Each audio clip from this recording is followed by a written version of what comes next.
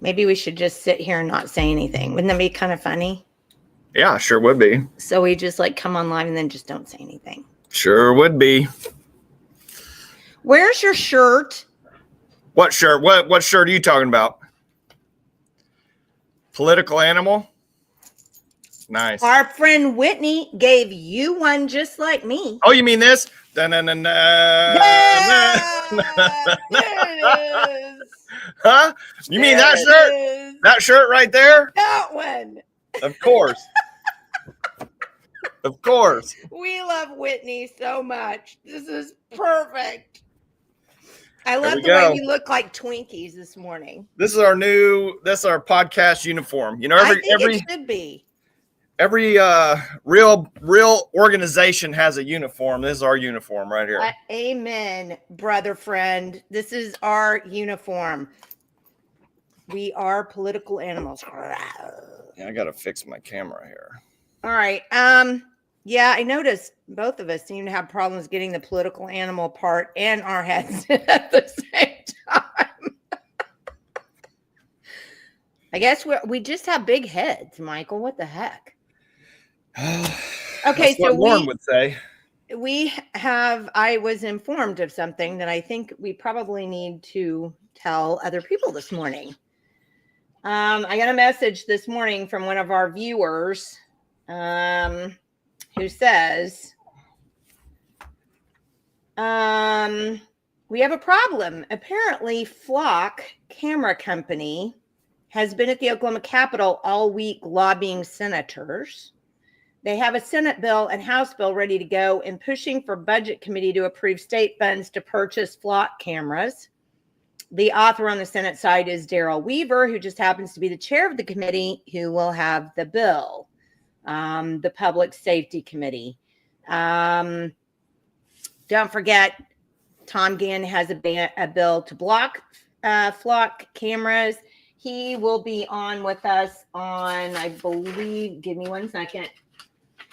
Tom and Marvin Goodman will be on with us on the 7th. So Friday after next, he'll be on with us and we can talk more about it then. But I think the stuff says love them for sure. I think what we're going to have to do right fast, though, is we're going to have to call our senators and say, no. And we'll get more information in the next couple of weeks from Representative Gann and from Marvin Goodman, who has also been tracking the Flock problem. But I think what we have here is we have Darrell Weaver, who is a former, is he OHP or is he police? I don't know. I don't remember, but he's former law enforcement. My representative, John George, was the former president of the state FOP. And he and I have gone back and forth over the Flock camera thing. He believes that they're absolutely necessary. We just have to put guardrails on to keep the information from being used. I say isn't the Constitution supposed to be a guardrail on our freedom?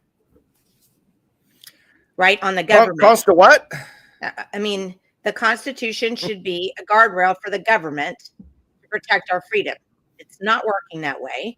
I don't see how putting guardrails on this is going to fix it, because you've got people like Edmund. You've got law enforcement like Edmund, who comes out and basically gives everybody the middle finger and says, I'm not telling you where this state is going. Yeah. Well, and what are these no matter what, these guardrails, I mean, they paint everything in a good picture in the beginning, but you just go down the road a little bit. The guardrails always come off. It doesn't matter what it is. If the government is involved or surveillance is involved, they're going to get the data, period. And I hope everybody, if you have not seen, we've got a nice audience this morning.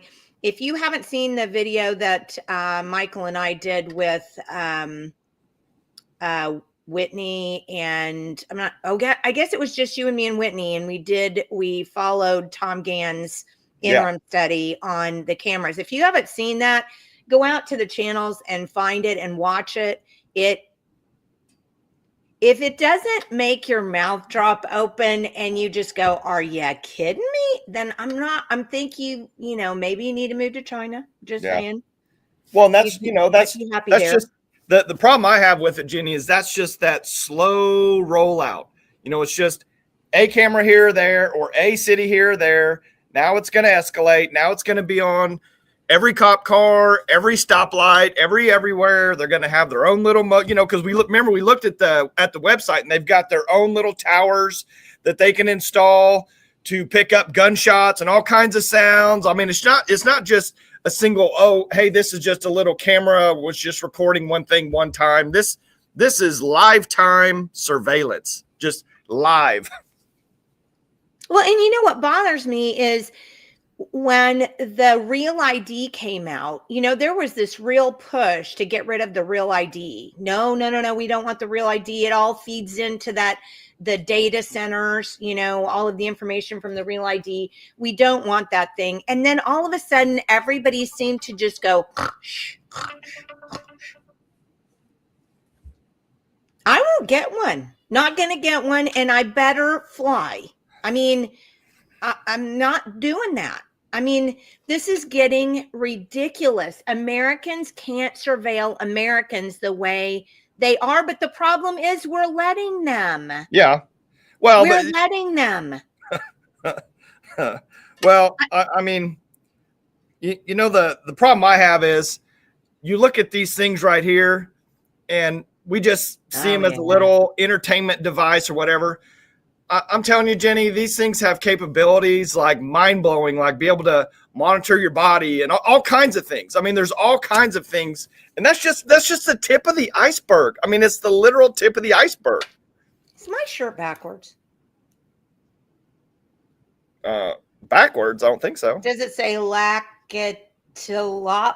No, it's fine on the screen looking at it. So I was just making sure. Yeah, no, and I agree with you. I mean, I 100% agree with you. These are bad juju. But here's the argument you can't make. And we're waiting for Julianne because I think she may be having camera issues.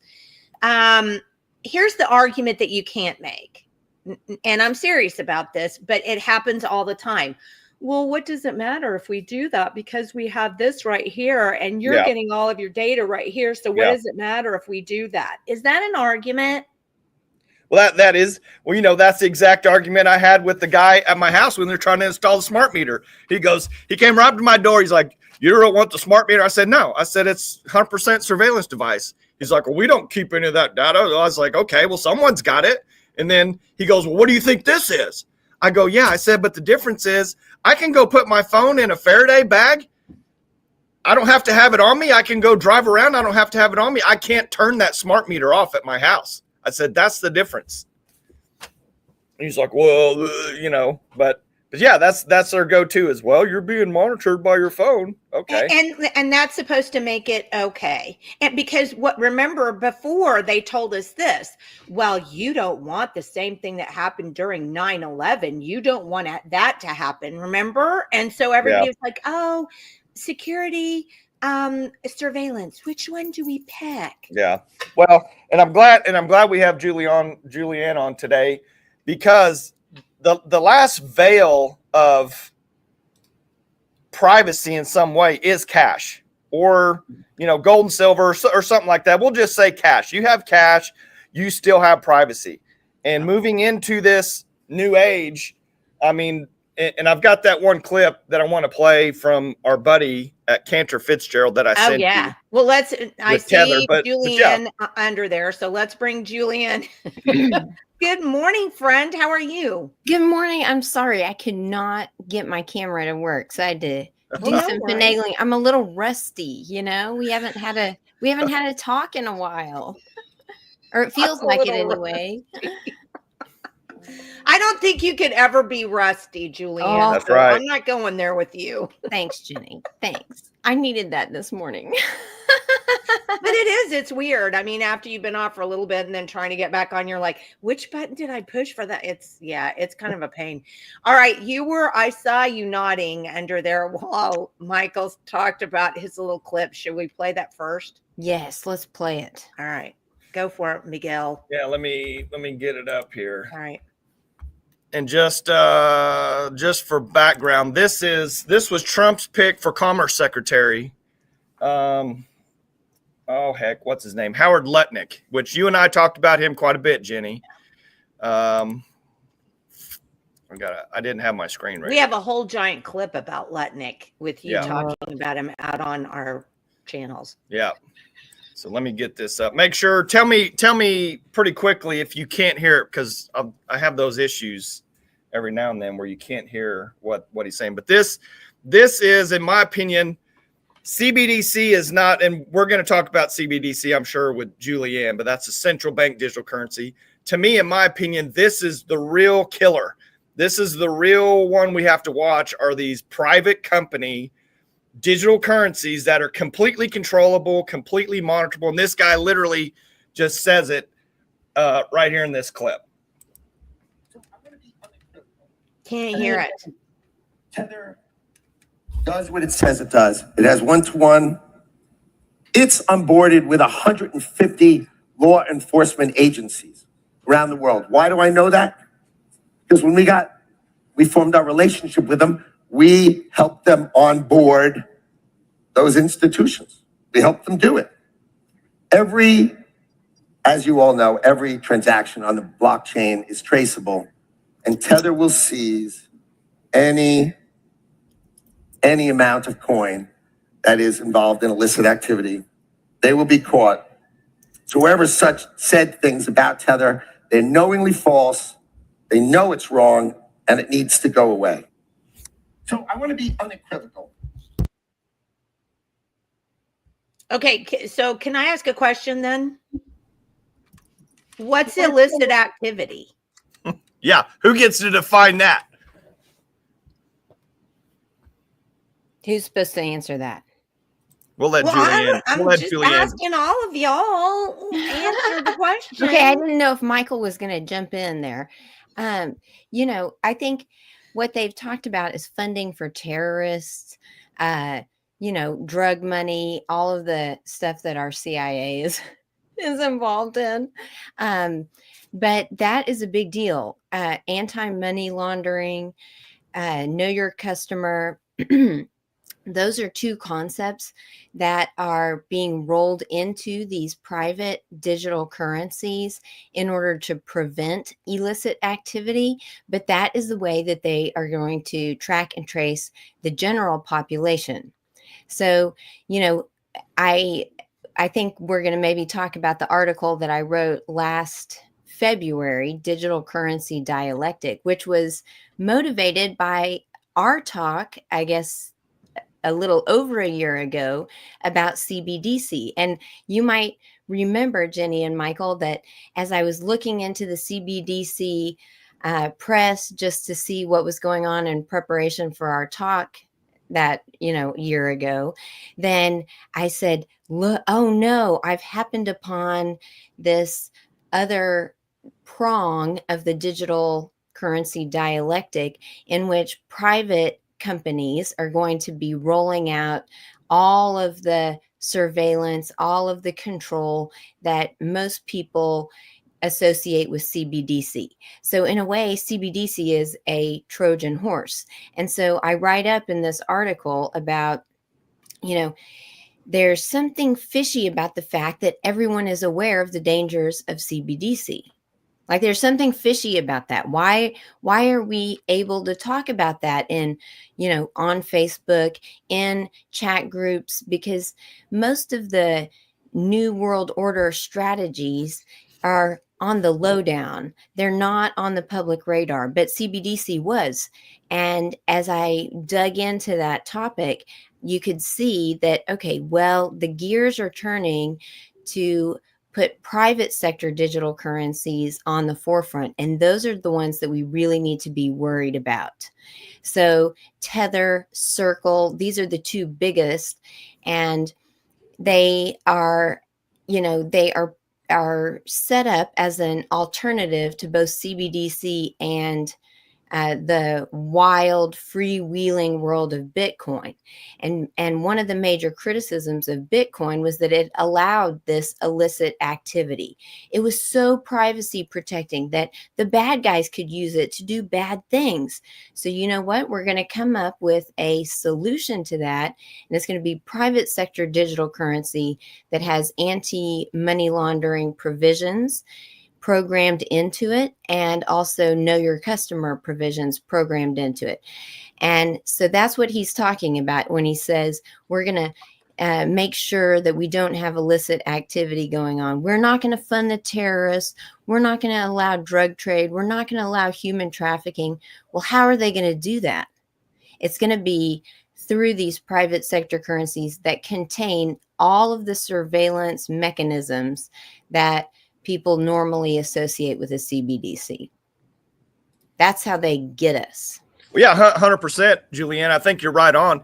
That CBDC was floated as the bad guy, so everybody would look there and always concentrate on that. But I'm telling you, underneath that veil, you have a massive, massive rollout of Tether, which is USDT, and Circle, which is USDC. And those are private companies that supposedly have a one-to-one, value to the US dollar. So for everyone they issue, they've got $1 in the bank. But I'm telling you, with a guy like Lutnick, who he has been from the very beginning involved with Tether, he's the Commerce Secretary. He's going to be involved in all of these trade deals, all the tariff deals all across the globe. They're literally, in my opinion, they're just going to onboard USDT Tether as a payment system in all these third world countries. I mean, it's already in Argentina and a lot of these places. They do a pretty good majority of their transactions in Tether already because it's so much more stable for now. It's more stable because it is the American dollar, and you don't have to go through a bank or the government or someone like that. You can go pay for something, in a third world country with Tether with someone that accepts it. And to me, that is the ultimate rollout is USDT with a guy like Lutnick behind the scenes, just getting it put into place everywhere globally. And then all of a sudden, just like it did with the crypto world, because I've been in crypto for a long time. I started buying crypto back in 2015. And I've looked at it ever since the white paper, probably 2011, 2012. I've really it just like enamored me just to read the Bitcoin white paper. I was like, this is the greatest thing I've ever seen. And but what's going to happen is you've got these digital currencies that are not decentralized. Like Tether is not decentralized. And okay, so hold on. I'm going to be the one in the room that doesn't know what y'all are talking. What does decentralized mean in this case? Do you want to say it, or do you want me to say it, Julia? Why don't you take it, Michael? Okay, well, decentralized, and ultimately that's what we're looking for across the board in everything. We want decentralization, of our local school board, of our government, of our city. We don't want one person making all the rules. Like decentralization in this case, when it comes to cryptocurrency, means you don't have a government, you don't have a private organization, you don't have a place issuing, maintaining, and processing all the transactions. Like the way that our current money system is, it's a centralized money system. Decentralized means you don't have a whole bunch of people involved. You have no one has power over the network. So Bitcoin is literally, I'll use Bitcoin because it's the oldest and probably most decentralized, most secure. But decentralized in that case means you have thousands, tens of thousands of computers that all work together without a single person or computer being able to affect the supply of it, affect how the code is written, affect how the contracts work. When there's no person that can go in and change it without everyone in the system agreeing that, yes, it's going to be changed. So ultimately you want to completely decentralized because no one can come in and control it. It's just it's an algorithm. It's math just doing what it's programmed to do. And that's it. Okay, so let me ask you another question. So many of us have like Venmo or PayPal, or what's the difference? I mean, in a way, that's kind of a digital currency, but I want you to explain the difference, Julianne. Well, I mean, I think those are applications that allow you to move money that is still linked to fiat currency electronically. Yes. Okay. So it's a way of transmitting money. It doesn't affect the status of the money that is transmitted from one person to another. I mean, it gets closer, right? It gets much closer than cash. And there's a record of, from whose account to whose account this money is moving. And anything that is any signals intelligence that's transmitted electronically is trackable and traceable in some way. Now you've got to have, a lot of power to hack into these networks and figure it out, or you have to have the government behind it. But there's always, any time that you move money through an application or anything that's through some web-based portal, it's going to be trackable and traceable. And so people do need to know that. But Venmo and PayPal, those aren't the digital currencies yet. Now, you'll notice that, who is it? PayPal, David Sachs, who is Trump's appointee to be the AI and crypto czar. Really? He is a former PayPal executive. So the two worlds are very closely linked. Yeah. Right. You have to have the apps to transmit the different digital currencies that are being rolled out. So the two are going to work in tandem. So if you have PayPal, if you have Venmo or whatever some of the others are, we're getting very close. And those two worlds are linked. Well, and don't forget, Julianne, part of that original PayPal crowd was Peter Thiel and Elon Musk also, who are all major in going to be in this administration majorly. Yeah, exactly. I mean, this is the security state rolling out right before us. Like, I just wrote down a couple of the Trump appointees. I mean, JD Vance, look. He's from a venture capital firm, or he founded it, and he's got major Bitcoin holdings. Musk, we know about him. He's in the news everywhere. Paul Atkins, again, the SEC commissioner who was appointed, he's from the Potomac Global Partners. They have major crypto holdings. So these are all people who are deeply embedded in the financial industry and who have been promoting digital currencies, very vocally. For years, and Trump is picking these guys. And you saw he signed the executive order, or issued the executive order yesterday, the Financial Technologies Innovation Order, FinTech, and to set out a path for the U.S. to become the leader in cryptocurrency. Now, I don't think we're going to become the leader. I think Israel is, and we just sort of provide some of the, I don't know, the economic and the PR prowess and maybe the military prowess to back it up, right? But I think it's really centered in Israel because of their cybersecurity industry. And so, to pick up on what Michael was saying about decentralization, he mentions, rightly so, that what decentralization means is that the network itself is in control of things. Now, we want to be suspicious of having one person, a tyrannical person, in charge of things, or one government agency in charge of things, right? So we're right to be skeptical of centralized power. However, we want whatever authority it is to be accountable to us, the people, right? And if we set up a network and an automated programmable network as the arbiter of all of our transactions, of all of our laws, through smart contracts, then where's the accountability? Yeah. Who's going to control this network? Who's setting it up? Well, I think if you look at say Israel's prowess in cybersecurity and in all things having to deal with the digitalization of our entire world, they have the power. They're going to be the ones that get to police the network, to maintain the network.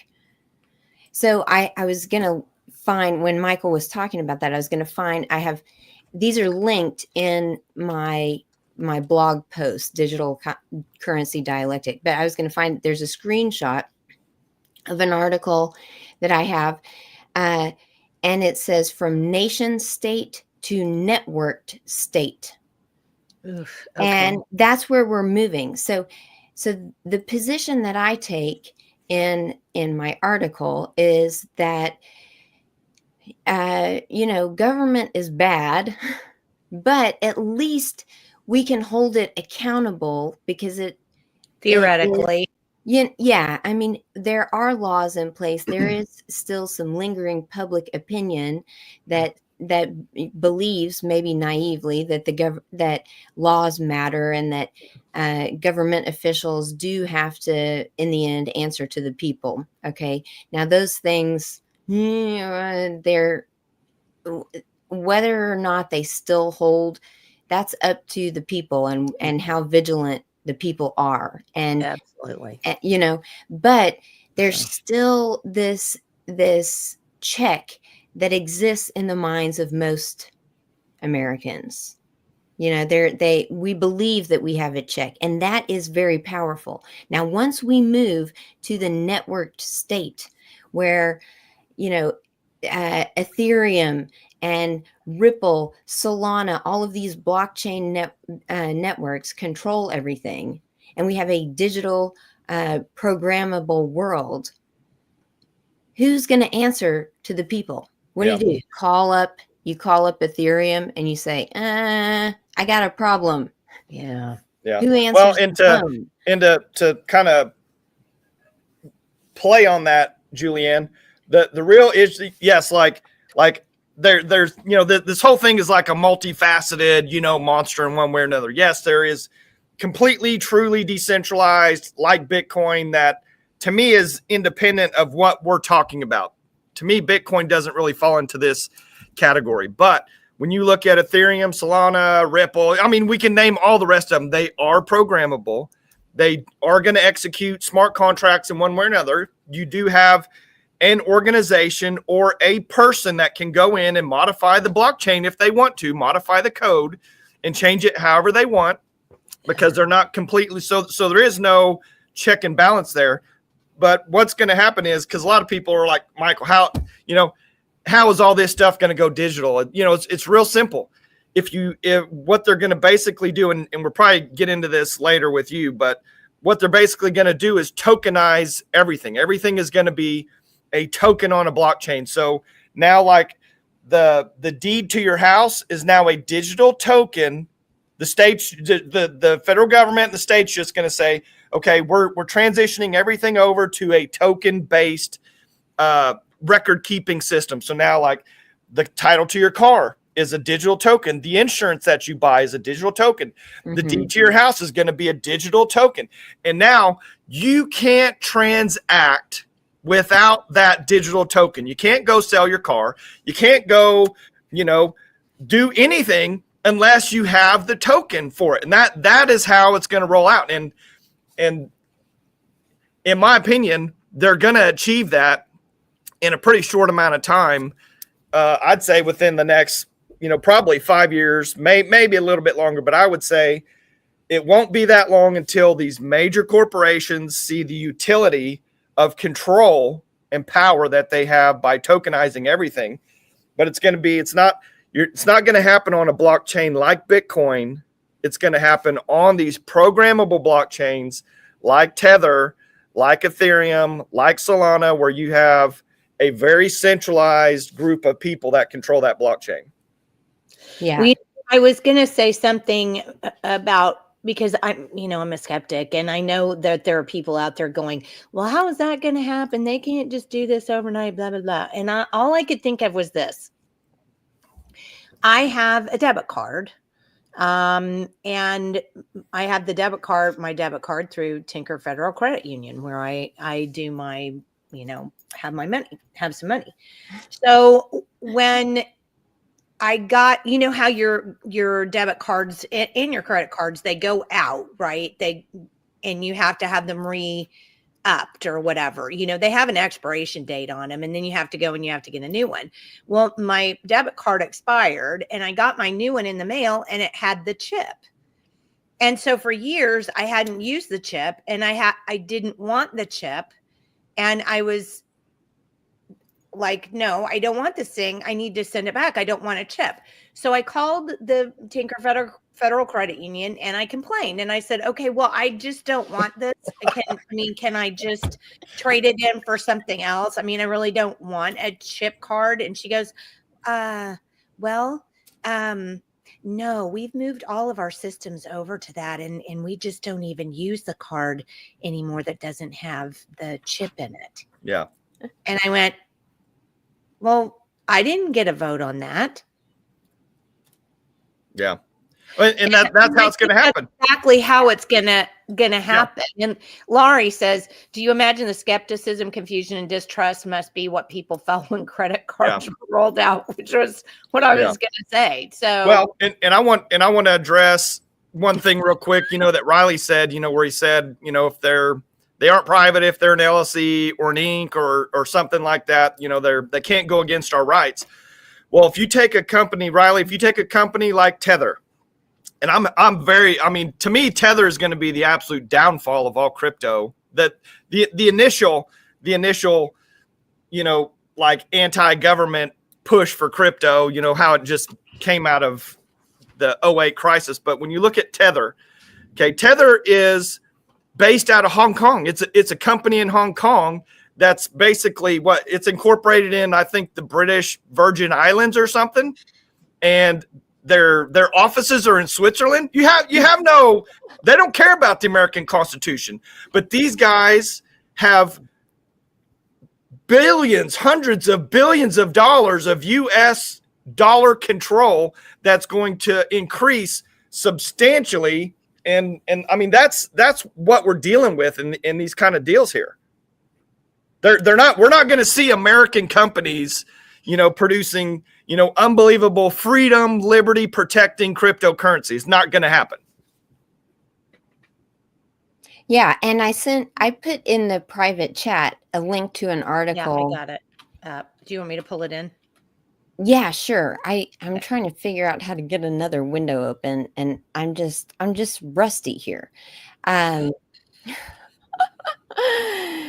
And then I've got all these little pop-ups. Oh man, technology and we don't get along. Okay, so I'm looking at the article. It says there's a multi-trillion-dollar reason Republicans really love crypto, this fund manager says.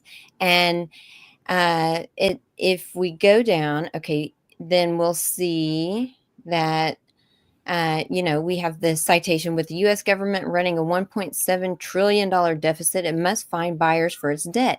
In recent years, stablecoin issuers, this is Tether, this is Circle, have become some of the largest buyers of U.S. government debt. So passing clear regulation around stablecoins would increase their use and thus increase demand for U.S. treasuries. This because it becomes increasingly vital as traditional government buyers of U.S. debt like China become more hesitant. So, and it goes on. Treasury bonds, let's see. Okay, stablecoin issuers love bonds. Why? because they're just, let's see. Well, You can look at these and see that, okay, stablecoin issuers love to buy U.S. Treasury bonds to back their stablecoins because they are considered dollar equivalent assets and they earn a yield, a high yield on short dated bonds. So we're going to see, I think, that we're going to have a sort of tail wagging the dog scenario where the price of, when the appeal of stable coins is that they are a digital asset that is supposed to mimic, it's tethered to or tied to the value of the US dollar, right? And so that's why people think that they're more stable than, say, Bitcoin, which has a price that can fluctuate wildly based on just people's ideas of how much Bitcoin should be worth. People think that a stable coin is going to maintain its value more regularly. Now, let's consider the scenario that people start moving toward the use of stable coins over and above fiat currency. And that, for example, your insurance company decides that it's going to pay you or it's going to reimburse you, for some costs, like getting a new roof. It's going to reimburse you in stable coin instead of dollars, fiat currency. We're going to see, and so you have to accept it. Your insurance company says, and this is really important because, we've got all of these fires going on in California. We have all the disaster capitalism where we hear about, the payouts are just going to be enormous and it's going to break the insurance agency and everyone's prices are going to go up. Well, what if the insurance companies say, our business model depends on us moving toward issuing reimbursements in stablecoin. Somehow it allows us to stay afloat, and everybody needs insurance, and we're too big to fail. So we're going to move to a stablecoin based economy, right?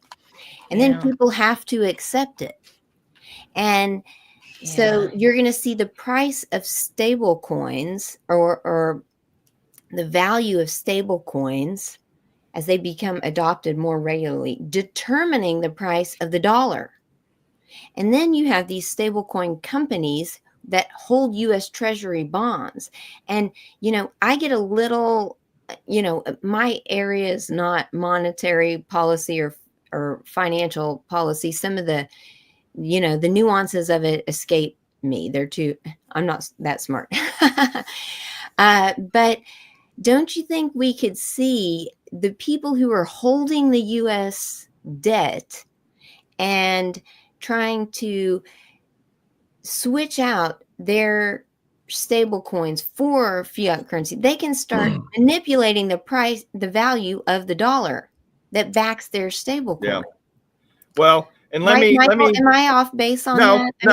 But I want to rewind. I want to go over the financial stuff just to clarify for you and Jenny and everybody else. Yes, thank you. Because this is something that I understand pretty inherently. So going back to what you said, you were talking about them offloading, debt into cryptocurrency. In one way or another, you kind of said that. And think back to, like, as you go back through Wall Street and finances in the United States, they always need a new asset class to offload all of the junk, all of the liability from before. So pre 1980s, like derivatives weren't really that big of an issue, that big of a deal. So now Wall Street is literally, and I'll just show you this. Let me show you this first, which this is my... Julianne, we're losing your video. Yeah, I am not sure what is going on there. Well, while Julianne's looking at that, I'll bring this in. Okay, so this is the big bad U.S. debt clock. Right. And let me see if I can make this just a little bit bigger because I want to show two things as an example here, Jenny. Okay, let me go here. Okay, so we're always concerned. This is the big talk all the time, right? The $36 trillion in debt. That's the big bad boy. This is also bad. The real problem, Jenny, the real problem is this two numbers here. I'm going to show you two numbers. You've got unfunded liabilities, United States, unfunded liabilities. This is like Medicare, Medicaid. This is pensions.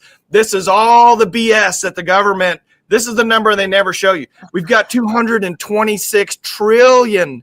And remember, more than our debt. Oh, massively. But that's not the real key here.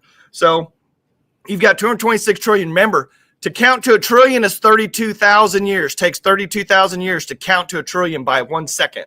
Okay.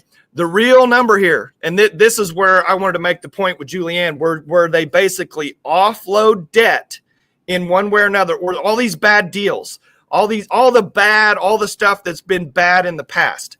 Okay. The real number that we want to look at here is right here, the currency and credit derivatives. See that number? $722 trillion. $722 trillion in currency and credit. This is derivatives.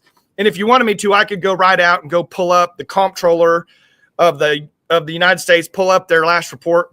What you're going to see is a company like JP Morgan's got $65 trillion in derivatives. Citibank's got 50. Bank of America's got 50. Goldman Sachs has 50. You know, all these big derivatives are that's just a paper representation of an underlying asset. So not the asset, but not just the asset. It's just a paper. So let's say you have a house. You're going to use your house as collateral. Okay. Use your house as collateral in a bank loan. The bank is then going to say, hey, I've got this collateral. I've got this house over here that I can put into a package and sell to someone else because I have the collateral on that house. Then they sell that as a package to someone else. It's just a paper representation of that house. Then the next person that bought that package is going to redo it, repackage it into something else and say, hey, I got all these loans. I've got all these mortgages that are, AAA rated. That's exactly what happened in 2008. That's why the economy crashed. That's what I was going to say. Yeah, that's what that movie was about. Yeah, that's what The Big Short, that movie's about. But a derivative is just a paper. It's a paper representation of an asset. You think we've got $722 trillion worth of assets? I mean, if you look down here, here's total U.S. assets. This is household, corporate, business assets, and real estate. Here's only 200 trillion. So where's the other 500 trillion? Yeah. So, it's all besides on paper. that, it's made up. Yeah. So besides that, you may want to bring Julianne back in. What I want to show you. Okay. Hold on. Yeah. What I want to show you about crypto and why crypto it's going to come in, period. The dollar, yes, the dollar is going to go away. And I don't know if it was Steph or someone asked about the dollar crashing. I'll address that. I'll address that in a second. She said, what if the dollar crashes? Where does that place stablecoin? Yeah. So I'll address that in a second. So they've got to have a place to offload this $700 trillion in derivatives and the $200 trillion down here in the unfunded liabilities. So what's going to happen? You look at this. Here's the market values of global real estate, 634 trillion, global stock market, 123 trillion. The global bond market, commodities, cross-border payments, precious metals. Crypto is going to come into every one of these asset sectors as a brand new asset.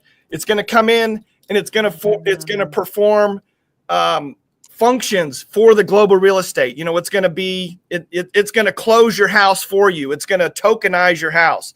They can sell all this $634 trillion, they can tokenize that, and now they can sell it as a new asset in one way or another, or collateralize it, or use it in one way or another to balance their books. That is how this whole thing is going to happen, is because you've got all these markets right now, and you have a brand new asset class, which is called cryptocurrency, which is going to come in and take over in one way or another all these markets. And for Steph's question, you can take my screen down there. For Steph's question, if the dollar crashes, all they're going to do is instead of pegging it 1-to-1 to tether, they're going to say 10-to-1. They're going to say, okay, 10 of these US dollars now equals 1 tether, or 1,000 of them equal 1 tether. Tether's not going away. They're going to use it in all of these applications in one way or another. And as our currency continues to devalue, they'll just change the way that it's pegged. And they can do it. And you can't say anything about it. Yeah. And then they can link it, to bring in an sort of new topic that we've talked about on other episodes. They can link it, a stable coin or token of any sort to ESG. Yeah, 100%.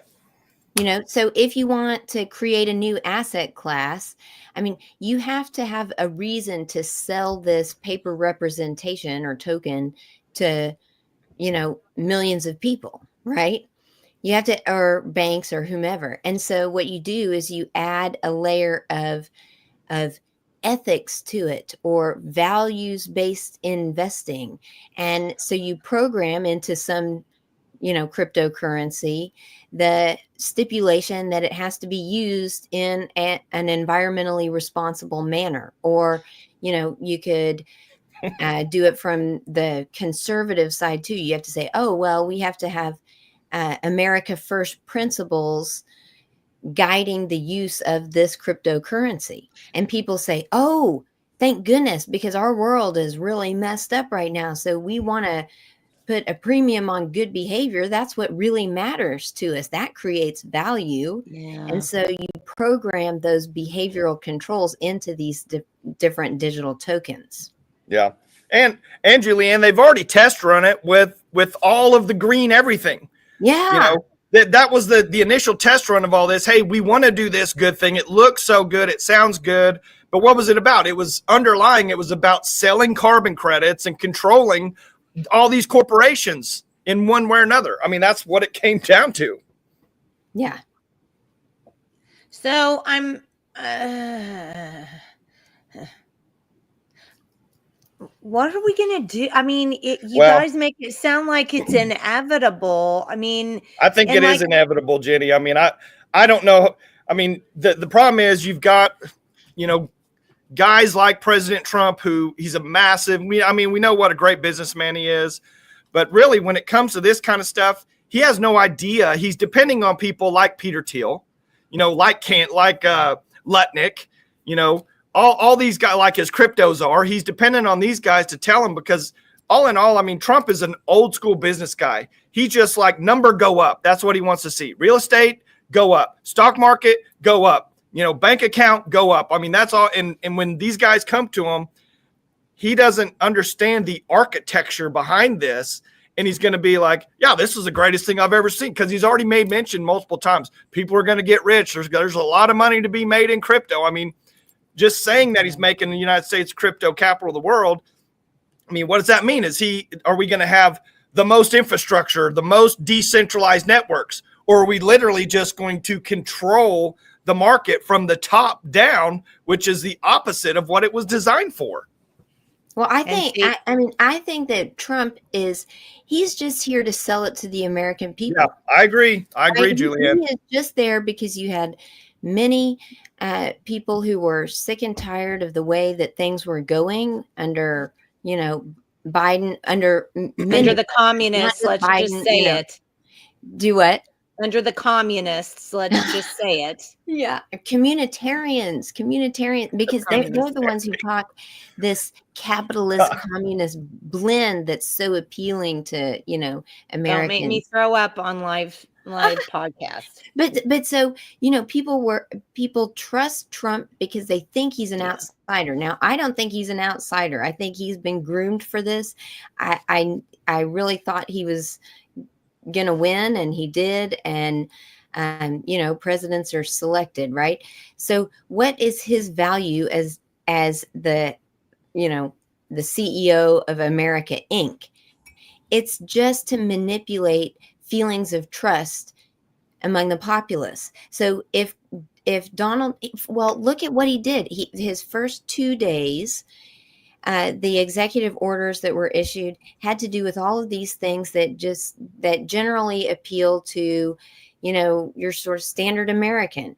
Okay, we're going to define the two genders. He should say sexes. Gender is that It's a made up word. Yeah, it is. We're going to define the two sexes, and people say, hooray. And he says, we're going to get rid of wind energy, and we're going to let people buy the kind of cars that they want to buy. And we're going to get rid of all this DEI garbage. And people say, hooray, finally, someone is doing something awesome. And so they are so excited for him to take office. Then he does 2 days of stuff that appeal to the common person. And then on the third day, he rolls out the crypto executive order. And of course, this has all been planned. And so then people say, what? Hooray! He's not going to do CBDC. Yes, we've got our man. We trust this guy. And so then they follow him blindly. Oh, yeah, I don't mind getting my reimbursement check or my Social Security check or whatever it is in stable coin. Because Trump's a good guy and he wouldn't lead me into the swamp. He wouldn't lead me into the fourth industrial revolution and the prison surveillance state. I trust him. Yeah. So that's how I agree. Think it goes. And, Jenny, you said, what do we do? I mean, well, as a matter of fact, Laurie has a really good comment here, question. She said, what's the best approach to learning about this? Value, usage, safety, whatever, and make it for dummies. So I don't know. I've been enamored with this for a long time. I mean, I love the idea and the concept of completely decentralized crypto, out of the hands of government, can't manipulate the supply. But it's so convoluted. And now that technology is getting involved, I mean, you can't go look at how these coins operate. All you have to do is try to take them at their word that they're going to do this or that. But I can tell, well, it's just think about this, Julianne. 2 days before Trump's inauguration, he launches his own meme coin. Yeah. What is that? It's just a fake. It's a fake thing. Yeah. So he launches his own meme coin. His meme coin literally goes up to, I don't know, $35 billion or something in market value. Yeah. And then, I mean, you had a ton of people that bought that at like $70 and $80 and things like that. And here you've got the president and yeah, we live in a free country. Should he be able to do that? I don't know. I mean, should you be able to use the platform of the president of the United States to pump a meme coin? And what are the ethics of that? But ultimately, I mean, does he understand like what he actually did there? I mean, I don't know.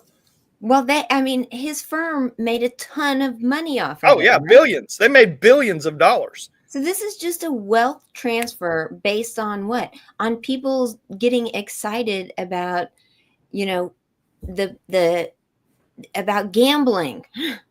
Oh, yeah, this is I'm betting on Trump here. Well, it's for him. I mean, as a meme coin, I mean, even that moniker, it's, it nods to the fact that this new coin is a copy of another coin, right? Which is a copy of something. That's kind of what I thought about meme coins was that it's like a Pokemon card. Yeah. I think that's a great way. Yeah, it's just a community. That's basically what it is. It's a community of people that are just, want to have a collectible in one way or another. Yeah, it is a collectible, Yeah.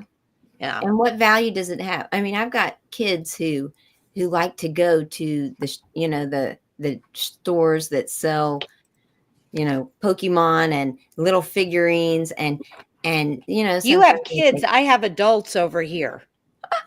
I think this stuff, we've just walked into a store full of junk that people love. Why? What on earth is behind this? You know?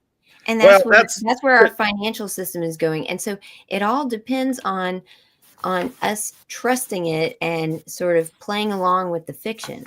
So Jenny, and that's what, our current monetary system is. We've got a fiat dollar, which is just a fake printed paper dollar, doesn't represent anything. We trust that the United States government and really the military is, if you don't play along, then the military goes and attacks you if you don't take the US dollar or this or that. I mean, we've seen that play out multiple times, but that's what it is. It's a matter of trust. We're trusting that this dollar is good and it says what it's going to do what it says it's going to do. But I'll tell you, this whole thing, it is just completely scary in my opinion, Julianne, because like go back to Jenny's deal, like with you're at the store and this is just a small example of the surveillance that's going to come. So you're at the store, you've checked out on your digital machine there. It's got a list of all your items.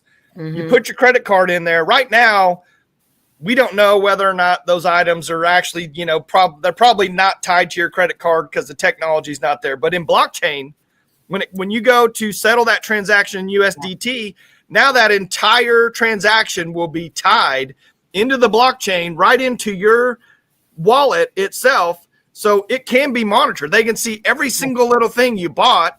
And if they don't like something that you say or do, they'll just turn it off. And I've seen it.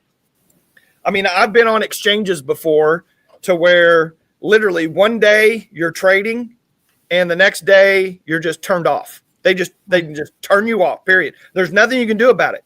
You can't access your digital coins. You can't spend them. You can't move them. You can't do anything. Yeah.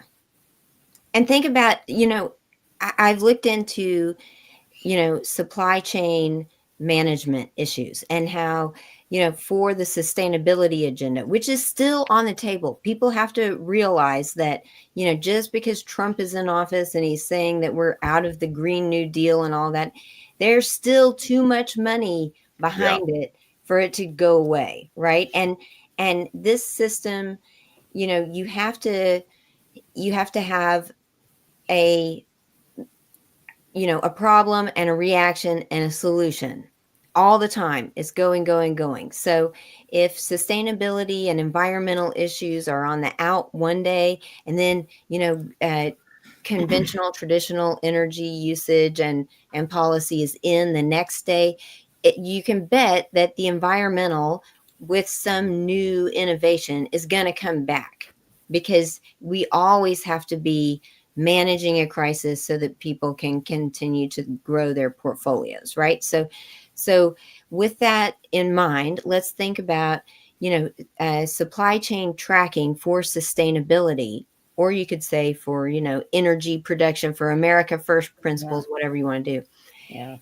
Every item is going to have this tag of suppliers who have contributed to it. And it's going to have a tag of the values that those companies that produce the pencil or the hat or the sweatshirt or whatever maintain.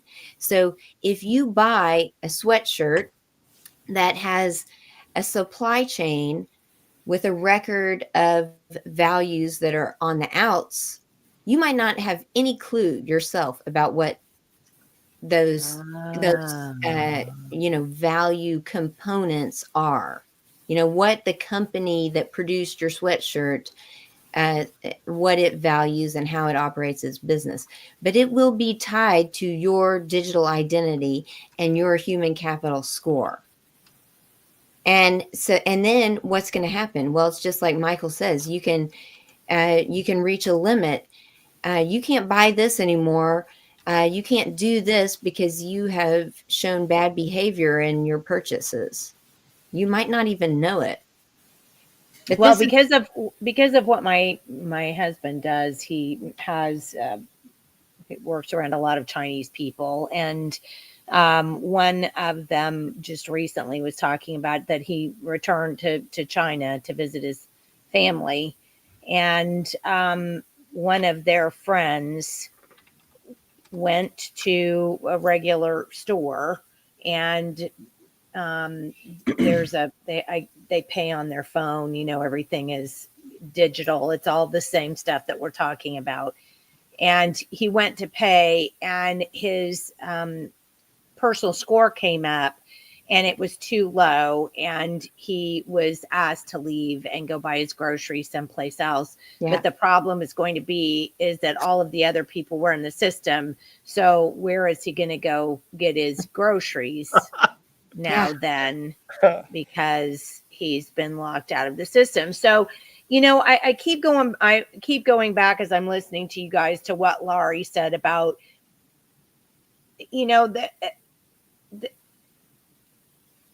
I don't know. I guess if we do believe in any vestige of the United States in which the power is vested in the people, then the people should be able to say, we're not going to reelect you if you're going to throw down on this stupid nonsense.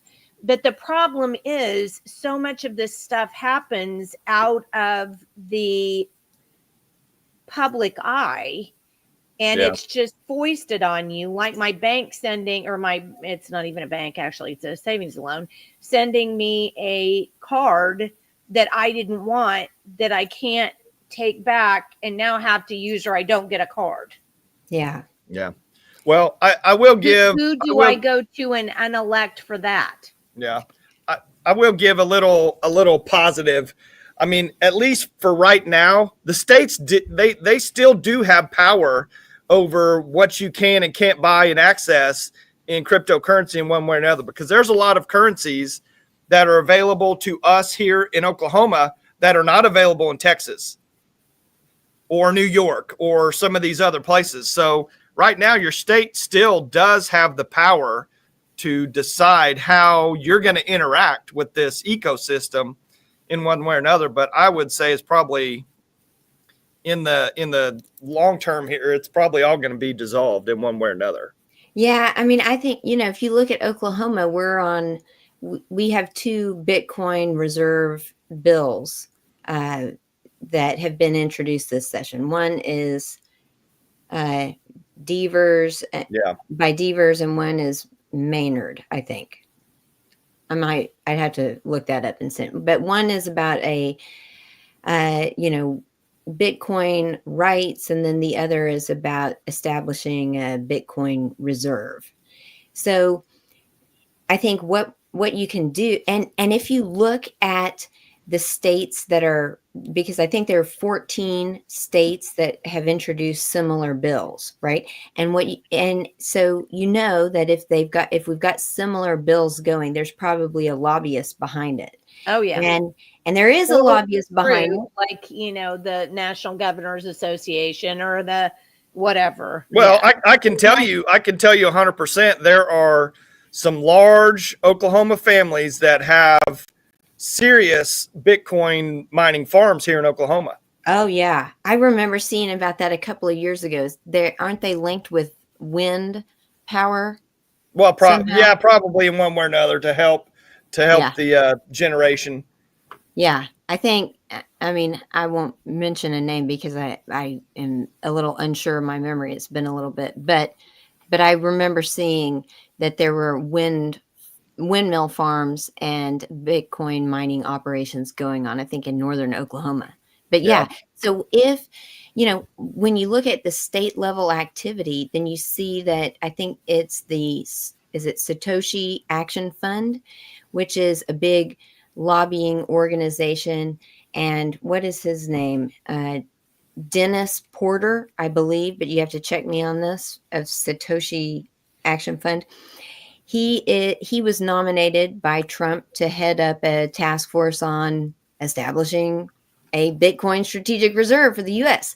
So his NGO is working with the legislators in these 14 states that have introduced the copycat bills regarding Bitcoin, okay, and establishing strategic reserves at the state level of Bitcoin. So what do we have to do? We have to fight back at the state level, because I think Michael is right. The states do still have some power. And if we're going to rein in the federal government, which we need, we do need that. Yes. Because if it goes down, we're going to have massive chaos. Yes. Now, it is corrupt and a swamp, but And so are our states. Everything is. I mean, I think we're in the end times, Everything's we're corrupt. just in That's a just dark fact. spot, right? But if you pressure these state legislators and you say, no, we're not going to go this route, and people get very vocal about it, then the federal government will find itself, I don't know if this is a cable that is making my video act That's what weird. it looks like. It looks like there's a loose connection somewhere to your camera. Arg, I'm so sorry. It's okay. I mean, you I don't can't. know if In the Matrix. There we go. You're in the Matrix, Julianne. Yeah, that's well, I've got right. an old computer, and my husband, he tried to clean it up for me, and now I tried to put it back together, and I've messed it up. But people need to get out there, and they need to say, do not do this, because remember, it's all based on trust. Well, and so if we don't trust it, then it doesn't work. And now we're in a mess that is so big, it really is going to take a miracle to save us. And people are so dependent on, say, their 401ks, on the insurance products that they purchase. We have so many laws that require you have insurance. And guess what? All those costs are going up to strangle the middle class, so that when we're in a world of hurt, we say, please give us your stable coin, right? Yeah. And so what we have to do is I think we have to cut back on our personal end, and we have to say, maybe I'm not going to buy this, maybe I'm not going to hedge my risks, like I'm not going to buy these insurance products. Maybe I'm going to fight at the state level to make sure that fiat currency, which again is a fiction, but that it is the official legal tender that we use all the time. Yeah. Why? Because I still think that, corrupt as it is, we do have more control over the government than we do over Amazon, Circle, Tether, things that no one understands. Correct. Even the dumbest generation, which we're in, still understands something about how our laws are supposed to operate. And so we have to play into that. And then I think you have to really get right in your heart with God. And you have to have a moment where you say, if this all goes where we think it's going to go, how am I to hell in a handbasket? Yeah. How am I going to respond? Yeah. Am I going to cave? What are my lines in the sand? Like, what ethically, morally, spiritually am I obliged to do, so that when I have to give an account of my life, I can, then God will know that we have tried, Yeah. Well, you know what? And I want to make a comment on that constitutional money, because I was just getting ready to say that, Steph. Yeah. What I would like to see President Trump do, I mean, if he wants to do something for the United States people, how about we nationalize the gold standard? Yeah. How about we nationalize the private Federal Reserve? We take that bank back over, put it into the power of our legislature, which is where it's supposed to be, and we have constitutional money in one way or another. How about we do that? We get rid of the IRS, we get rid of all those taxes, we nationalize our own money. We have a treasury. We have a treasury for a reason. Yeah. So, I mean, that's what I would like to see. But no, that's great. Then that's simple. I mean, it's simple, right? And a government can do that. Yeah, and they should. And that would make it more accountable, because now our legislators are the ones that have to be responsible for the financial and fiduciary, actions of the government, not the Federal Reserve in one way or another. And I'll tell you something else back on the Bitcoin deal with the states and the Reserve. The problem with that whole deal, Julianne, and I've been a huge Bitcoin guy for a long time. I mean, Bitcoin is literally like anti-government, anti-banking, anti-Wall Street. It's got all these properties. Yes, it's anonymous, but you can still be tracked on Bitcoin. Mm-hmm. But my issue is Bitcoin is just the gateway to all this. Okay, because Bitcoin's going to go way, way, way, way, way up. So everyone that's got reserves now, everyone that does it now, they're all going to look like geniuses when Bitcoin goes way over $1 million a coin or even higher. And it can, and it will, just because of the supply.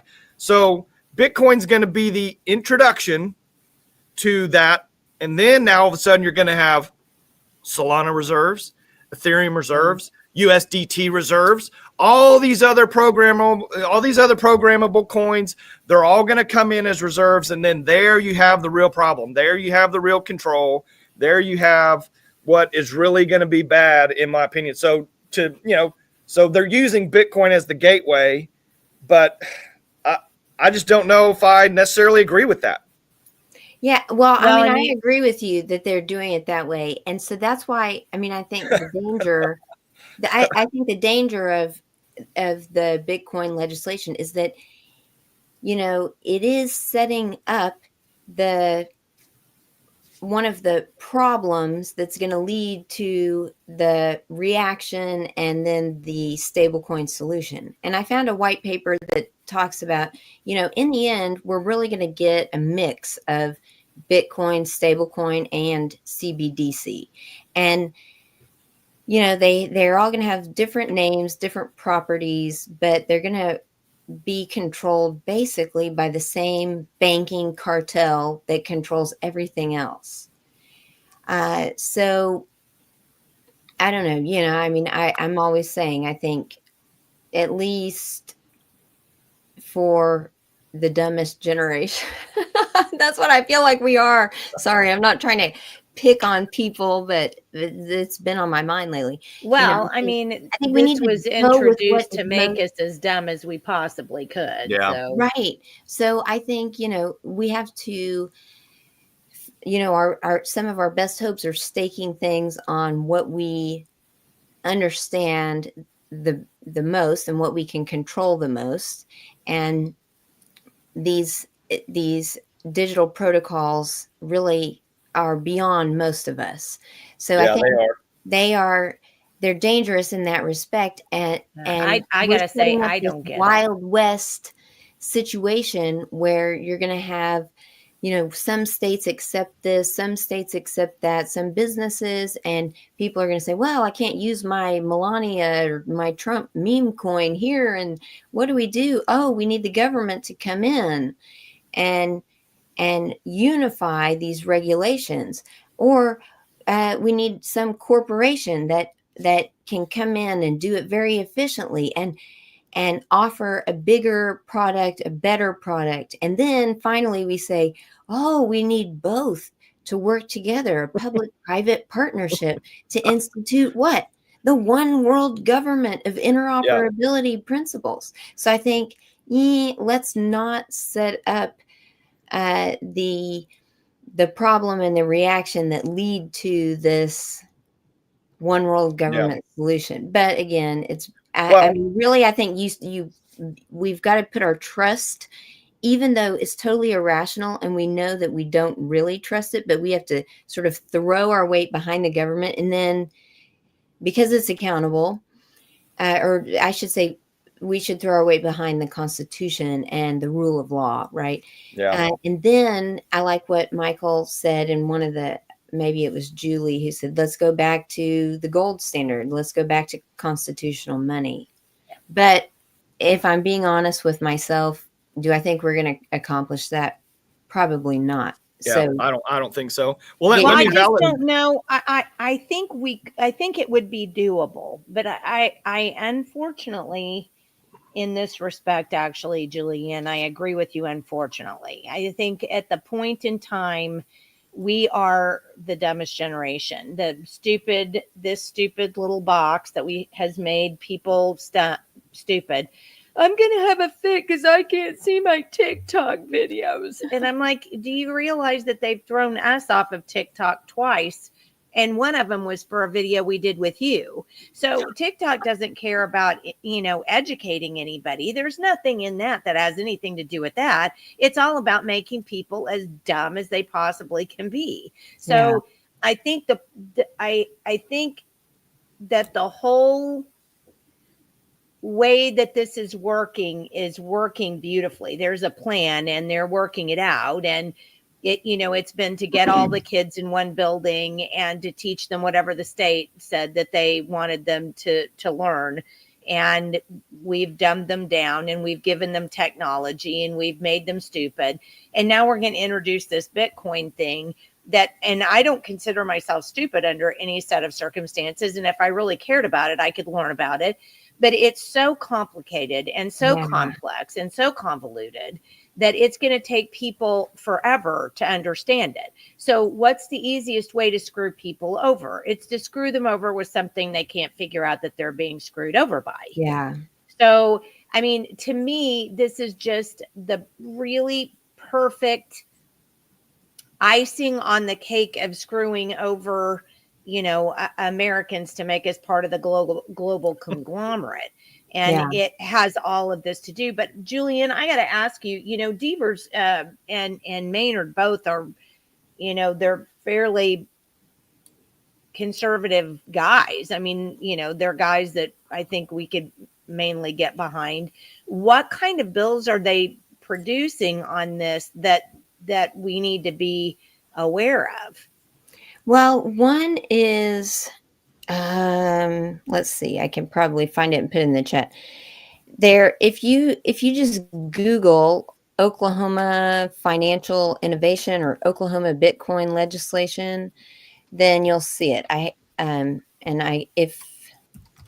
me see, Oklahoma Bitcoin. Well, while you're doing that, I'm going to put in this question from Laurie because she asks, so if you're looking to buy, is it like the stock market? You either have a good one that yields growth or you have one that isn't? I mean, what? Well, yeah, I mean, you as of right now, in the United States, there's only a couple places you can buy. It's still centralized. I mean, you can get it decentralized, and I'm not going to go into all that. But if you want to buy something, you can create a Coinbase account, which is a United States company. They are regulated. You have to go through, like what Julianne said, you have to go through KYC, which is know your customer. You got to answer a whole bunch of questions about yourself and your finances and things like that.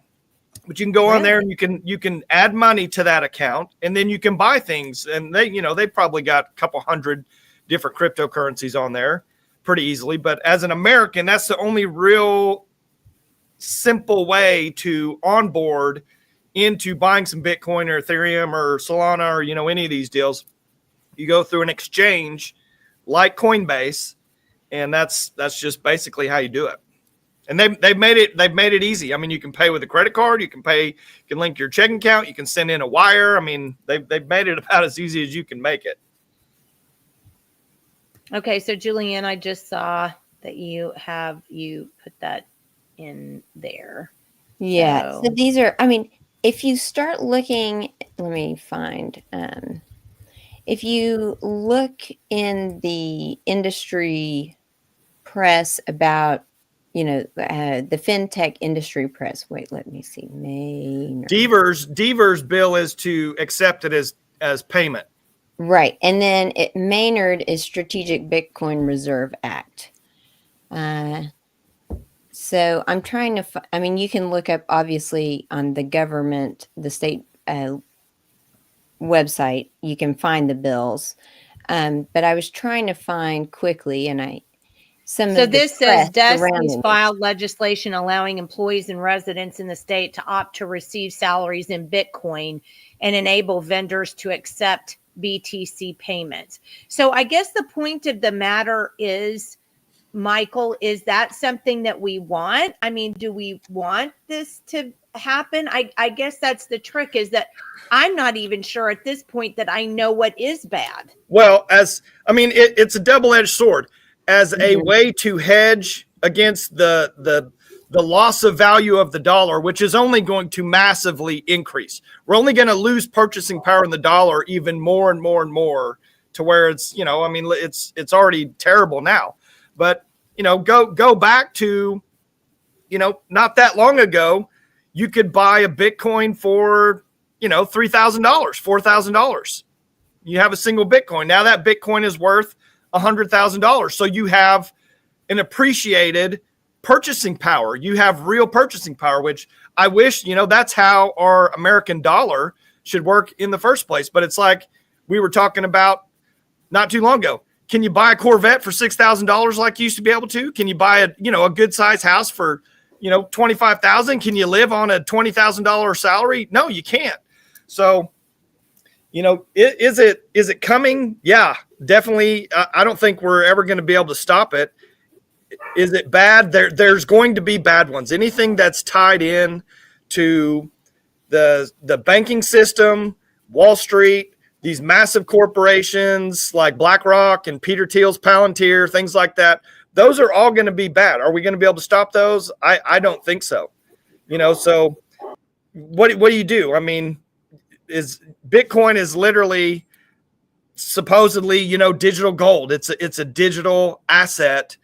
And, for me, I have it and I have for a long time, but I did it because of my dislike for the government. And I didn't want to have a check and a balance constantly on every single transaction that I do if I did it.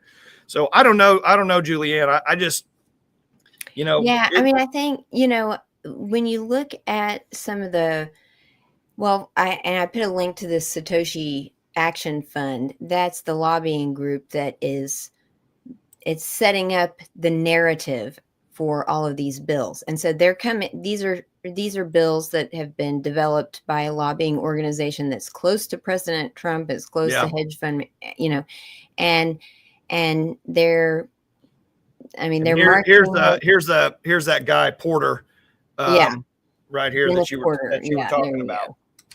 Yeah, he looks like a really good dude there, doesn't he? Nice. A picture's worth 1,000 words. So do we trust these guys? I mean, no, we should not. I don't think. I mean, I think Bitcoin is designed. I've got a couple of white papers about blockchain technology and about how Bitcoin itself was developed and designed to make government obsolete, so that we could move into that networked state. Yeah. And I think, while we need to have this healthy skepticism toward government, I do think that it is probably better than a digital programmable 6G run world. Yeah. And I think it's what we've had for, millennia. We've had governments by people rather than by machines. And so it seems to me like the lesser of two evils, and the move to using private digital currencies of the Bitcoin sort or of, Circle and Tether, like these are all designed to eviscerate our current constitutional government of any power so that we can move to the one world government. If you can, because once you get rid of a government's control over the treasury, over money, then what else does it have to do? I mean, what power does it really have? We need the government for the money. I mean, that's how it's always been. The military agenda, it drives all of that. And so once you privatize, our currencies, then we're really close to getting to that networked state. So a computer run Elon Musk brain Neuralink state. And I hate the fact that they're bringing it all in on the back of Bitcoin because, Bitcoin came out of the 2008 crisis. Whoever Satoshi or the team of Satoshi Nakamoto is that created it. Maybe DARPA. Yeah. And it could have been, it very well could have been. It could have been DARPA, could have been some kind of CIA group. And I mean, who knows? I mean, we never know who it actually is. Yeah. But it came out as kind of the FU to the government, to the banking system, and to all that stuff. And now all of it, all this other stuff that doesn't operate like Bitcoin. Bitcoin's literally the only coin that operates the way that it does electronically. You've got the situation now to where all these other things are basically validated on the back of Bitcoin in one way or another. And those other things are what's going to, wind up controlling us, because for the first time ever, Julianne, I don't know if you've really thought about this, but this is the first time ever we've got an actual asset currency in one way or another that's not issued by the government. Mm-hmm. All these things, like Ethereum's not issued by the government, Solana's not issued by the government. None of these things are issued by the government, and to me that's part of this. There's a good part to that, and there's a bad part to that. Yeah. So that goes along that theme of, if you remove the government from these deals, what's going to happen? Yeah. I mean, I think it's going to be chaos. Well, it could be. I think really that's how you impose the one world government and the types of controls that people are going to beg for. You've got to have chaos. And what's the best way to create that? Well, you can do it by starting fires and displacing millions of people and ruining their property, or you could do it by manipulating their assets and their bank accounts. So I don't know. I think that's what we're going to see. And at some point when prices are rising very high and regulations on what we have to purchase in order to drive on the roads, and when that really starts to put a squeeze on the middle class, then I think we're going to see the kind of chaos that leads to a really draconian order that will be beyond our control. Yeah. Well, I do want to put this. There's Capitalist Sooners made a couple of comments here, and I agree 100% that the government. He said the government hasn't controlled our money since 1913. Yeah, I mean, we know private federal bank for sure. I mean, I absolutely despise that more than anything. But I agree 100% here. I mean, in crypto, you do have a completely internal war, and that's why that video that I showed at the very beginning with Howard Lutnick talking at the Bitcoin conference, how that guy was even invited to that conference, even to speak. I mean, what he said was literally a slap in the face of every single Bitcoiner out there in the world. But there is a paradigm in crypto. I mean, you have the true decentralized people that want nothing to do with the way human government works and money manipulation, and they want true market price discovery and store of value. And then you have massive government control. So who's going to win out in that deal? Probably government control in one way or another. Yeah, I think, or they're both going to feed into each other, because, with Trump coming out and making cryptocurrencies mainstream, then people are going to start looking into these, and maybe they're going to say, ooh, well, I don't like these BlackRock backed stable coins. Yeah. And I don't like all of the know your customer anti-money laundering provisions. So I want to go with the renegade Bitcoin. And then what happens? I mean, you have an increased demand for something that previously many people thought was too risky to purchase. So I could see how it could go both ways. And I'll tell you, don't forget, rewind to Trump's first term. He hated Bitcoin. He hated crypto. I mean, in my opinion, and there's, I think, some pretty substantial evidence to back this up. But in my opinion, when the Bitcoin market really started to pump there in 2018, it was getting close to $20,000 a coin. First time ever. I mean, Bitcoin was just going insane. It went from, below $1,000, just like that. In my opinion, the United States government and Trump, they tanked that coin. In my opinion, they released supply that they had to tank it, to stop it, because it was organically growing.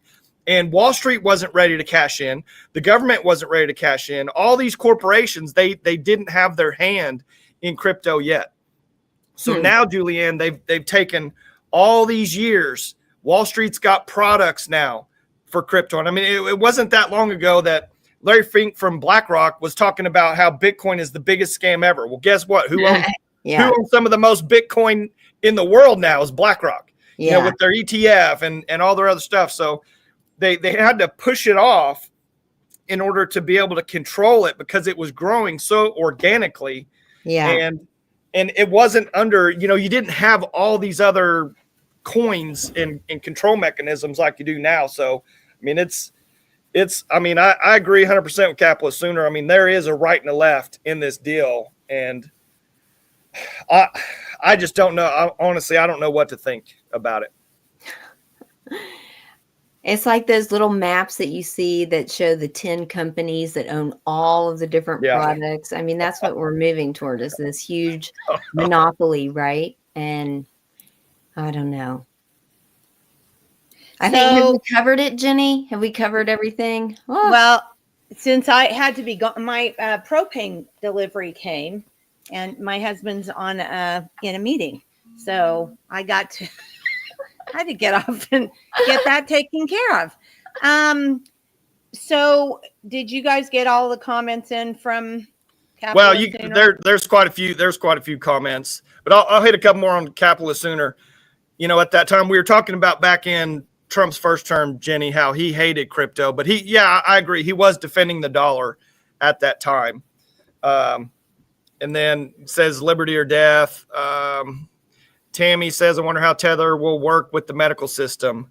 Well, I'll tell you, Tammy, the medical system will be completely on the blockchain itself. Like all your records, all your stuff, you're going to be just like a token. You'll be a token with your entire medical history on the blockchain. There's already multiple blockchains working. And Jenny, remember, I just sent you that little quote from that guy talking about robots and things like that. And I mean, I have a medical coin myself that I got a long time ago. That's on its way. But the way, I mean, once you have a digital record, it can literally be attached to everything. It's not like a physical record where you have to go make copies and it's cumbersome and this and that. You know, your entire digital, they'll literally have an AI that'll come in and transcribe all of your records, all your handwritten records, every doctor note, everything that'll all get attached to you. And then they'll basically just use Tether as a payment system, within the medical system one way or another. And then, let's say you're not complying with something. Well, what if you can't pay for your medical services because they shut your Tether down or this or that, or, whatever. Let me go backwards through these, Jenny. Well, while you're doing that, I think because we're coming up on 135. My main concern is, do we stop it? Do we not worry about crypto because crypto's locked down? I guess at this point in time, before I had to get off there for a second, I was more confused now than I was before so now I'm more confused. I mean, before Julianne chimes in, let me just make a comment. Right now, this is the wild west. I mean, you and I and Julianne right now, I could go log into Solana. I could create, Rope Report Julianne coin. We could partner with, right here live, we could partner with some influencer on Twitter and say, hey, we'll give you, I'm going to put a supply of 1 million of these coins in. I'll give you 250,000 of them. Pump these coins to your 10 million people that's on your thing. So they'd go out and they'd say, hey, this is the greatest coin I've ever seen, blah, blah, blah. You'd have all these people buy, we'd sell, we'd be multi-billionaires, and then that's it. Who's going to control that? Who's going to stop us from doing that? You would think common sense would. That's what I was going to say, Julianne. Yeah, but that's what is this? Why on earth am I buying this? Yeah. Because I just want to trade with some people. How do I even know that? Because someone told you to. Greed is so insane in these markets. There's so much greed. Yeah. That you're like, hey, when Trump launched his coin, it was 18 cents, Julianne. It went to $80 in a day and a half. I went back through the ledger. You had people putting $500,000 in it at 25 cents and then selling, So it's all based on reputation, right? And Yeah, so pretty much. actually none of us have a reputation that is worth enough to attach to a coin, right? No, but that's where the Wild West comes in. You pay influencers, you pay politicians, you pay, be companies. On their side. You pay to be on someone's side, basically. Yeah. This is so messed up. But that's the complete other side of Bitcoin. That's not Bitcoin in any way. Bitcoin has nothing to do with any of that. But I'm just saying that's how fast I could literally do that in a matter of minutes right now. I could launch a coin, I could take a screenshot of Julianne, make a caricature of it, put it on the face of the meme coin and launch it just like that. So, I hope it looks like this. Yeah. So government will come in, and I have another one. I have a little gnome that has a two finger salute, but yeah, you're gonna have so many people that are gonna get rug pulled or taken advantage of in one way or another in these deals that they're in my opinion, they want it like that. That way now the government, it's another crisis. The government has to come in and solve it. A framework for the regulation of stablecoin and all that. Yeah.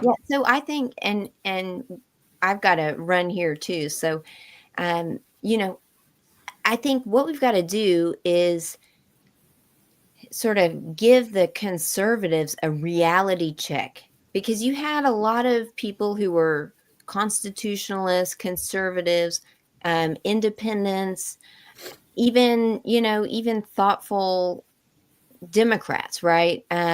Who were watching these affairs roll out, like on the national scene, the global scene, in our state, and they were saying, we've got a problem on our hands.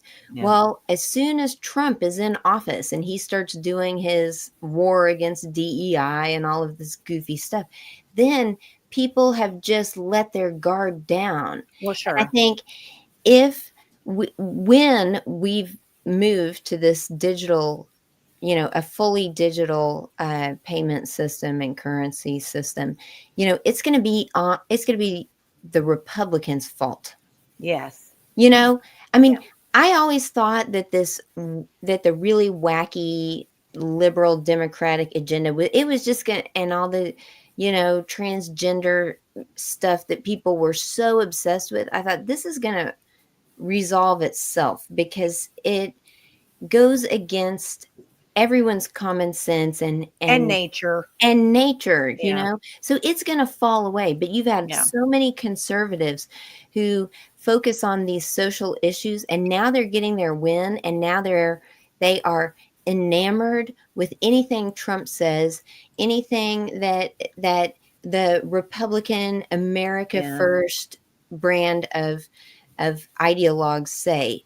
So what do we have to do? We have to convince our fellow constitutionalists, independents, conservatives, thinking people to be skeptical, not to give over your trust, and make it hard for these legislators and policymakers and stakeholders and task force dictators to do their dirty work. We have to bug them.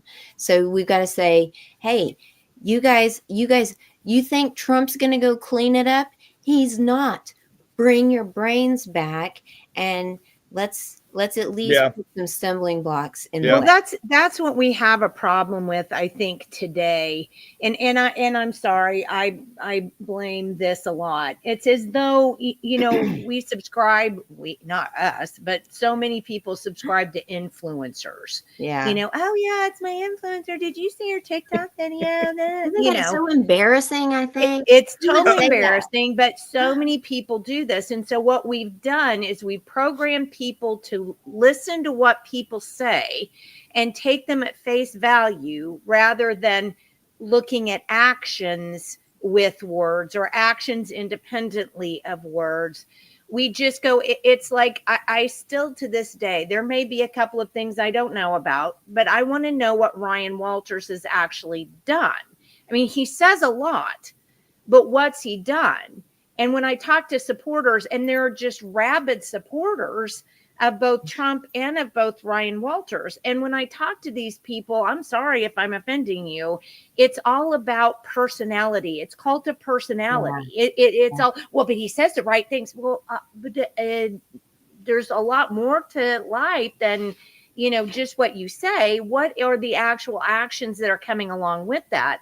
And it's just, I think, a part of our society and the downturn of our society where people just shut their brains off. So long as somebody says what they want them to say, then they're just going to shut their brains off and go, I think this is great.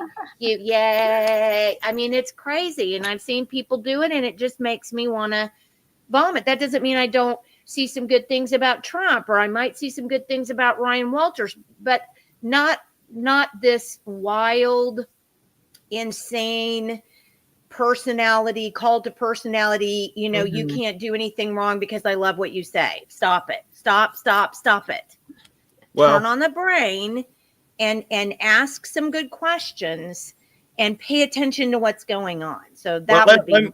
Let me say something on the positive side. Capitalist Sooner made a comment that there are many projects that have legitimate use case, and they're pretty efficient in one way or another, and I'd agree 100%. And I mean, I have 85 different projects that I believe are going to be human positive, people liberty protecting in one way or another, removing some of the power from the government and the banking system. But I guess as a positive in this whole deal is right now the big money are the bad guys. The Wall Street guys, the big banks, these massive corporations. So BlackRock. Yeah, they're the ones, yes, with the current influence, probably with President Trump. But you got to remember, the backbone of a lot of these crypto guys, they're anti all of that stuff. They are true libertarian, almost to the point, depending on the project. But I mean, a lot of these guys are anarchists, in almost in one way or another, because that's how far that they've been pushed. So I will say maybe in the interim, we're going to have some bad stuff happen. But, I think just like crypto itself, it's been completely organic from the very beginning. And in the communities, the real communities, they stayed true and they grew it to where it is now. And I think, yes, there's some real bad players that want massive surveillance, and cryptocurrency is a way to do that. But we can absolutely, with some of the right people in place, we can find those things and see them when they happen, and hopefully protect the people in our liberty in one way or another as those types of projects roll out. Well, I think we're going to have to get off of here for today. But Julianne, will you look into those bills, please, and then give me some, because I do a write-up on our shows just to add, extra context to what we talk about.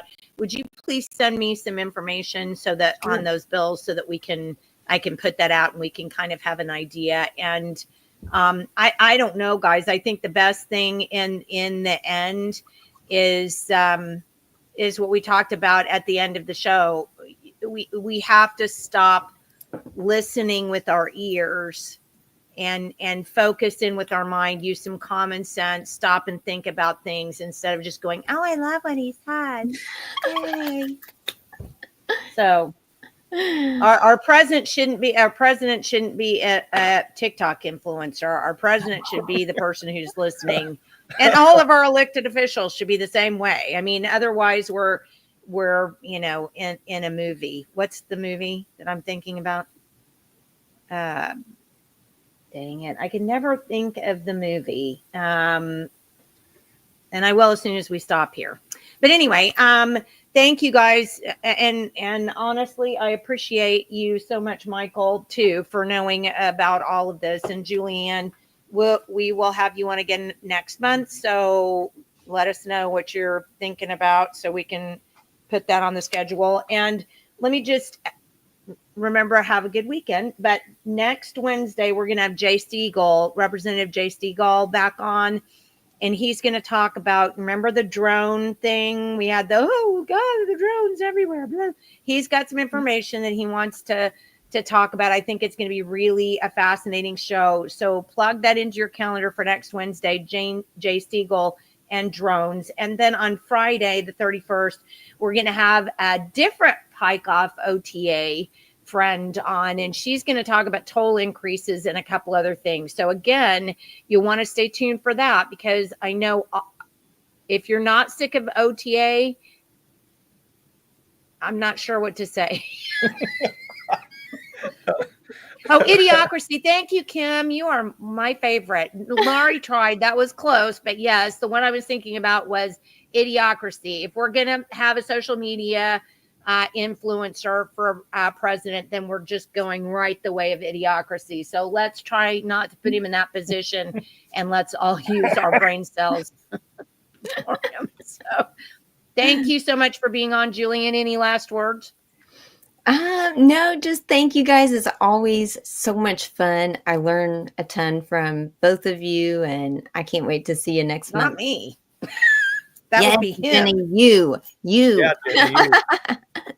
The political animal, Jenny White. You didn't have your bear. I thought you'd have your bear mask on this morning. No, I think I forgot where I put it.